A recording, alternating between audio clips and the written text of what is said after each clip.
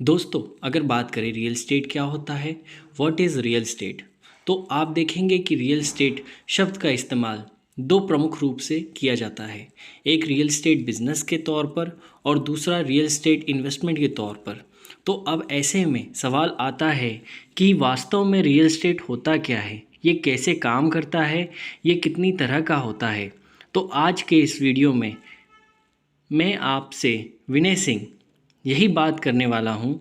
तो मेरे साथ बने रहें, वीडियो को लाइक और चैनल को सब्सक्राइब जरूर करें। तो जमीन एक रियल संपत्ति है, वास्तविक संपत्ति है, असली संपत्ति है और इसीलिए जमीन से जुड़ी हुई जो भी संपत्ति है उन्हें हम रियल एस्टेट कहते हैं। रियल एस्टेट एक अंग्रेजी का शब्द है जिसका हिंदी अर्थ होता है जमीन, जायदाद या फिर अचल संपत्ति, जैसे कि खेती की जमीन या फिर ऐसे जमीन या प्लॉट जिसपे की घर या दुकान, इंडस्ट्री बनाए जाते हैं, या फिर कोई बना बनाया घर, दुकान, building, godown, factory, farm house, बंगला, अपार्टमेंट, फ्लैट या जो भी कहे जो जमीन से जुड़ी हुई चीजें हैं, संपत्ति हैं, वो सभी रियल एस्टेट के अंतर्गत ही आती है। तो इस तरह से सिंपली ये कहा जा सकता है कि रियल एस्टेट के अंतर्गत कोई भी खाली पड़ी हुई जमीन, खेती की जमीन या फिर किसी जमीन पर बनाए गए सभी तरह के घर, दुकान, office, school, hotel, factory, godown, जमीन से जुड़ी हुई सभी चीजें रियल एस्टेट के अंतर्गत आ जाती हैं। तो सिंपली अभी आपके मन में किसी भी तरह का कोई भी कंफ्यूजन नहीं होना चाहिए और आपको ये समझना चाहिए कि रियल एस्टेट का सीधा सा मतलब है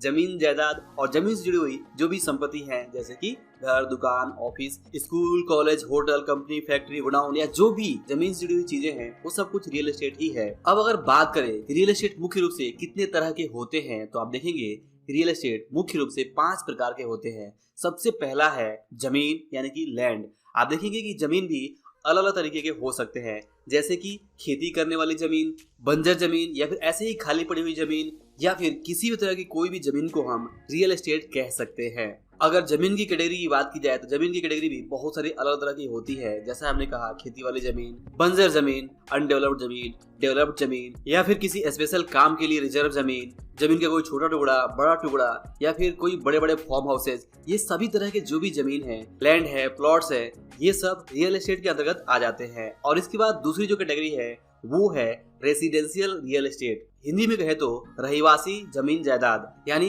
रेसिडेंशियल प्रॉपर्टी, जिसमें कि हम अपने परिवार के साथ रहते हैं, वहां पे हम कोई बिजनेस एक्टिविटी नहीं करते हैं। मतलब ऐसी कोई भी प्रॉपर्टी, ऐसा कोई भी मकान जो कि सिर्फ इंसान के रहने के लिए ही अलाउ किया गया है, उस तरह की प्रॉपर्टी को रेसिडेंशियल प्रॉपर्टी कहते हैं, जहाँ पे बिजनेस एक्टिविटी नहीं होती है। तो इस तरह से जो भी हमारे मकान है, कॉलोनी है, घर है या बिल्डिंग है या अपार्टमेंट है, ये सब इसी कैटेगरी में आते हैं क्योंकि हम यहाँ पे रहते हैं अपने परिवार के साथ। इसके अलावा तीसरी जो कैटेगरी है वो है कॉमर्शियल रियल एस्टेट। हिंदी में कहे तो व्यवसायिक रूप में यूज किए जाने वाले रियल एस्टेट, जहाँ पे की ऑफिसेज होते हैं, जहाँ पे की दुकानें होती हैं, शॉपिंग मॉल होते हैं या इस तरह के जो भी बिजनेस पर्पज से यूज किए जाते हैं, प्लॉट्स, घर या दुकान, वो सभी कॉमर्शियल रियल एस्टेट के अंतर्गत आ जाते हैं। इसके अलावा चौथी कैटेगरी है इंडस्ट्रियल रियल एस्टेट। हिंदी में कहें तो औद्योगिक रियल एस्टेट, जिसमें कि वो जमीन, वो प्रॉपर्टीज आ जाती हैं जो कि सिर्फ इंडस्ट्रियल पर्पज से, औद्योगिक पर्पज से, गोडाउन या फैक्ट्री या फिर इंडस्ट्री के लिए ही रिजर्व रखे जाते हैं,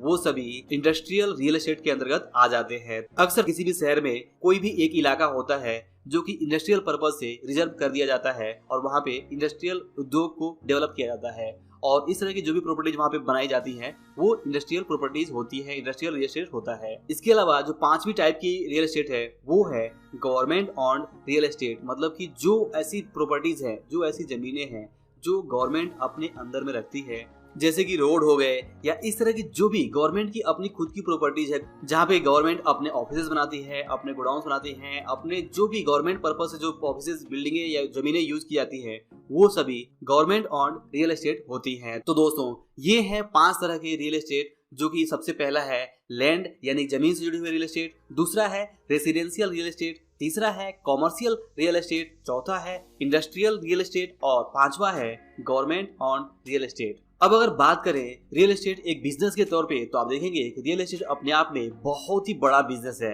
और यहाँ पे जो वैल्यू होती है प्रॉपर्टीज की, जमीन की, घर की, दुकान की, वो बहुत ही ज्यादा होती है। और वास्तव में आप देखेंगे तो इंसान की 3 जरूरतें होती हैं। पहला है रोटी, दूसरा है कपड़ा, तीसरा है मकान। और ये तीनों ही जरूरतें जो पूरी होती हैं वो जमीन से ही जुड़ी होती है। जैसे कि अगर आपको रोटी यानी खाना भी चाहिए तो वो जमीन से ही आती है, खेती वाली जमीन से ही आती है। इसके अलावा अगर आपको घर चाहिए तो वो रेसिडेंशियल प्रॉपर्टी से आती है, जहाँ की आप घर बना के, कॉलोनी बना के रहते हैं।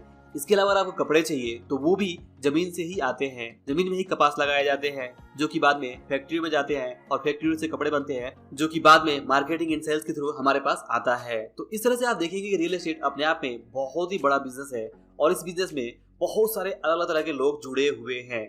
जैसे कि आप देखेंगे कि इसमें आम आदमी भी जुड़ा हुआ है, जो कि यहाँ पे अगर कोई भी घर बनता है, कोई भी फैक्ट्री बनती है तो वहाँ पे वो आम आदमी वहाँ पे लेबर वर्क करता है, जॉब करता है, बिजनेस करता है। अगर कोई आर्किटेक्ट है, इंजीनियर है, वो सब लोग इससे जुड़े होते हैं।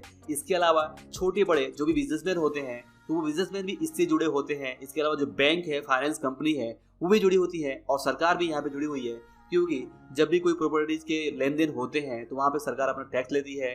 अगर कोई प्रॉपर्टी वहाँ पे डेवलप की जाती है, कोई रेसिडेंशियल प्रॉपर्टी, कोई इंडस्ट्रियल डेवलपमेंट होता है तो वहाँ पे भी सरकार का अपना हाथ होता है। वास्तव में रियल एस्टेट इतना इंपॉर्टेंट है, रियल एस्टेट के डेवलपमेंट से ही समझ में आता है कि कोई नगर, कोई शहर, कोई देश, कोई राज्य कितना विकास कर रहा है। तो जैसे आप देखेंगे कि अमेरिका में जो रियल एस्टेट है बहुत ही ज्यादा डेवलप्ड है किसी भी दूसरे देश की तुलना में। और इवन अगर आप इंडिया की बात करें तो मुंबई या दिल्ली जैसे शहरों में आप देखेंगे कि रियल एस्टेट बहुत ज्यादा डेवलप्ड है और बाकी दूसरी जगहों पे उतना डेवलपमेंट नहीं है। तो यहाँ पे एक बहुत बड़ा फर्क पड़ता है कि जहाँ पे रियल एस्टेट डेवलपमेंट ज्यादा होता है वहाँ पे नौकरियां ज्यादा होती हैं, वहाँ पे बिजनेसेस ज्यादा होते हैं, वहाँ पे बैंकिंग ज्यादा होती है और वहाँ पे सबसे अच्छा माहौल होता है कि जहाँ पे आप ज्यादा से ज्यादा पैसे कमा सकते हैं। रियल एस्टेट बिजनेस के बारे में आगे हम और डिटेल में बात करेंगे। फिलहाल अगर बात करें रियल एस्टेट इन्वेस्टमेंट के तौर पे तो आप देखेंगे कि रियल एस्टेट अपने आप में एक बहुत ही इंपॉर्टेंट इन्वेस्टमेंट है, क्योंकि जैसा हमने शुरुआत में देखा रियल एस्टेट का मतलब होता है जमीन, जायदाद या फिर असली संपत्ति। और वास्तव में अगर आप कोई जमीन का टुकड़ा अपने पास ओन करते हैं, अगर आप किसी जमीन के मालिक हैं, किसी प्लॉट के मालिक हैं, किसी घर के मालिक है, तो आप वास्तव में आपके पास एक रियल संपत्ति है जो कि आप यूज कर सकते हैं खुद के रहने के पर्पज के लिए, या फिर किसी दूसरे को आप रेंट आउट कर सकते हैं और वहां से आप किराए के रूप में इनकम कमा सकते हैं। तो रियल एस्टेट से आप किराए के रूप में भी इनकम कमा सकते हैं और जैसे जैसे रियल एस्टेट प्रॉपर्टीज का, चाहे जमीन हो, चाहे घर हो, चाहे दुकान हो, उसका फ्यूचर में जो भाव बढ़ता है उससे आप कैपिटल गेन भी प्राप्त करके इनकम कमा सकते हैं। तो इसलिए रियल एस्टेट अपने आप एक बहुत ही इंपॉर्टेंट इन्वेस्टमेंट विकल्प है। और यहाँ पे बस ये दिक्कत है कि आपको रियल एस्टेट इन्वेस्टमेंट करने के लिए अक्सर ज्यादा पूंजी की आवश्यकता होती है।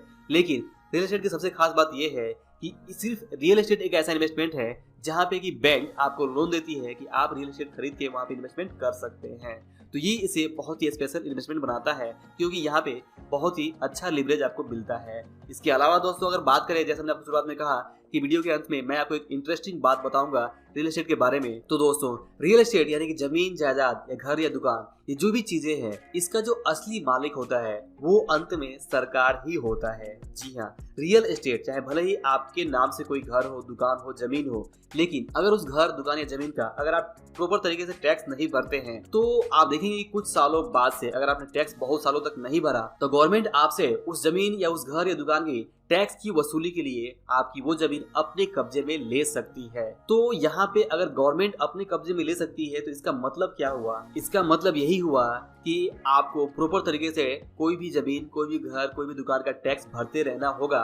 अदरवाइज गवर्नमेंट आपके ऊपर क्लेम कर सकती है और आपका जमीन अपने कब्जे में ले सकती। तो दोस्तों इसीलिए कहा जाता है कि रियल एस्टेट जो शब्द है, इसमें जो रियल है उसका मतलब है रॉयल यानी कि शाही यानी कि राजा, और दूसरा जो स्टेट है उसका मतलब है संपत्ति यानी कि विशेषाधिकार। मतलब यहाँ पे रियल एस्टेट जो है उसका मतलब है शाही संपत्ति यानी कि राजा की संपत्ति। और वास्तव में जो भी रियल एस्टेट है वो पुराने जमाने से राजाओं के अंतर्गत ही आता था।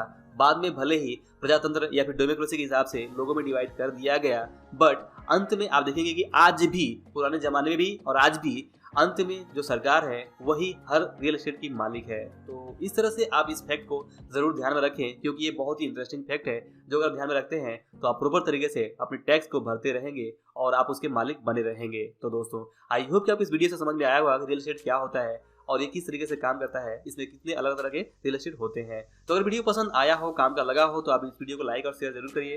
अगर आप चैनल पर नए हैं तो सब्सक्राइब भी करिए, और अगर आपने नोटिफिकेशन बेल नहीं दबाया है तो नोटिफिकेशन बेल दबाइए ताकि आप आने वाले वीडियोस को मिस ना कर सके। अंत में इस वीडियो को पूरा देखने के लिए और हमारे साथ जुड़े रहने के लिए आप सभी का दिल से बहुत बहुत धन्यवाद।